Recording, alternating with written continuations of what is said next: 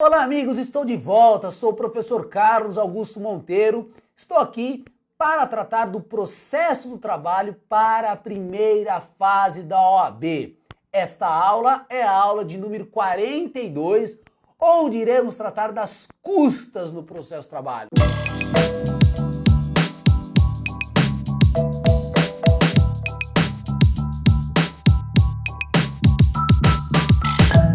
Custas é um assunto que está lá, previsto expressamente na CLT, nos artigos 789 seguintes da CLT, e que vira e mexe o examinador coloca uma questão de custas. Separei aqui então 11 regrinhas de custas que você precisa saber para a prova da OAB. Então vai lá na tela, artigos 789 e 790 da CLT. Primeira regra, tá lá, processo de conhecimento, custas de 2% do valor. Veja só, volta a imagem aqui para mim, custas então no processo de trabalho são de 2%.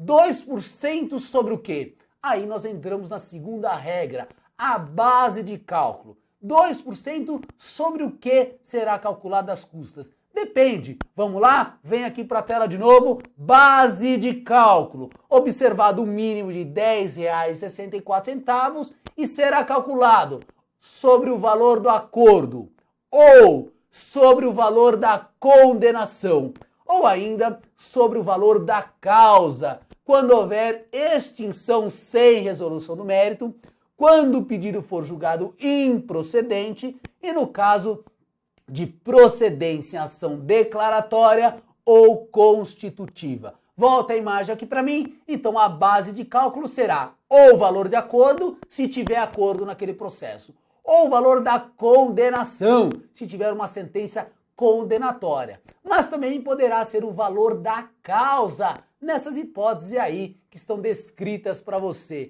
O juiz extingue sem julgamento do mérito sobre o valor da causa. O pedido é julgado improcedente, é sobre o valor da causa e naquelas ações em que não há condenação em pagamento. Ações declaratórias também será o valor da causa a base para o pagamento das custas. Então essa é a regra 2 que você precisa saber sobre custas.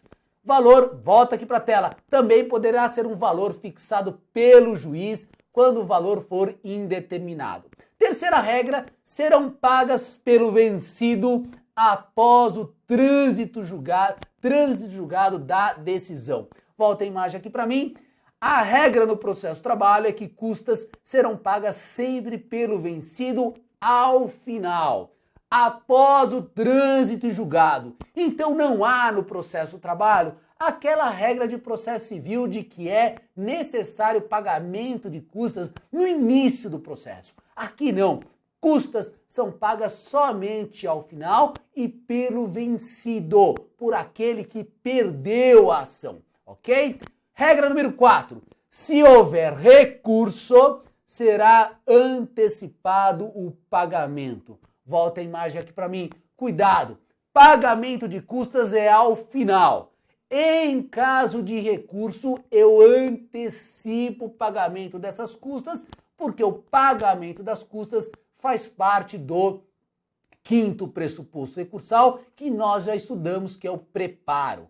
Preparo no processo de trabalho é pagamento de custas mais o depósito recursal. Então, fixou o pagamento de custas na sentença, eu só vou pagar essas custas ao final. Mas se eu desejar recorrer, eu tenho que antecipar o pagamento para que o meu recurso seja processado, ok? Então essa é a quarta regra que você precisa lembrar. Volta aqui, quinta regra.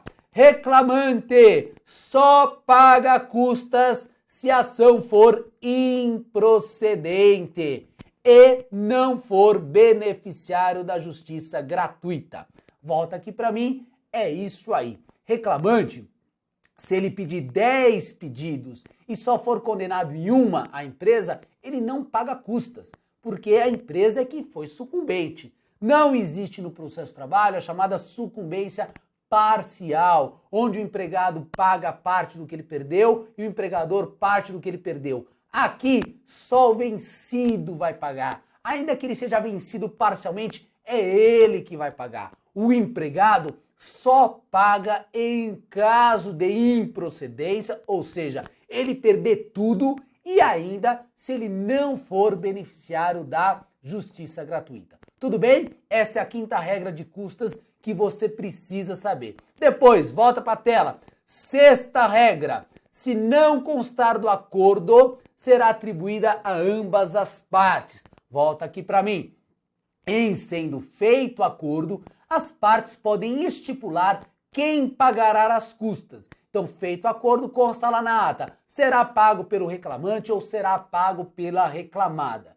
Se não constar nada no termo de acordo, segundo a CLT, as custas serão divididas por ambas as partes. Reclamada paga 50%, reclamante paga 50%. Ou seja, reclamada paga 1% das custas e reclamante o outro 1%. Esta é a sexta regra. Sétima regra, tá aí na tela para você. Na execução, as custas são devidas sempre pelo executado e pagos ao final. Também a mesma regra do processo de conhecimento. É devida sempre ao final e é pago pelo executado. Oitava regra que está aí. Os emolumentos serão suportados pelo requerente. Emolumento é diferente de custas. Emolumentos são aquelas taxas sobre serviços requeridos perante o órgão do Poder Judiciário. Quem requerer terá que pagar os emolumentos. Eu peço lá uma certidão de objeto e pé. Eu devo pagar por essa certidão porque eu sou o requerente. Esta é a regra de número 8. 9, está aí na tela para você. Serão pagas de acordo com instruções do Tribunal Superior do Trabalho. O Tribunal Superior do Trabalho irá proferir instruções de como pagar as custas, como efetuar o recolhimento, em que guia, qual é o código. Isso quem determina é o Tribunal Superior do Trabalho. Décima regra. O sindicato que intervir no processo responderá solidariamente com o reclamante. É isso mesmo que está aí. Sindicato que intervir no processo, se o reclamante for condenado em custas, o sindicato será condenado, terá que pagar solidariamente a esse empregado. Trata-se então de condenação solidária, sindicato e empregado. E a 11ª regra está aí na tela para você. A justiça gratuita pode ser requerida de ofício ou a requerimento, pode ser concedida de ofício ou a requerimento da parte interessada.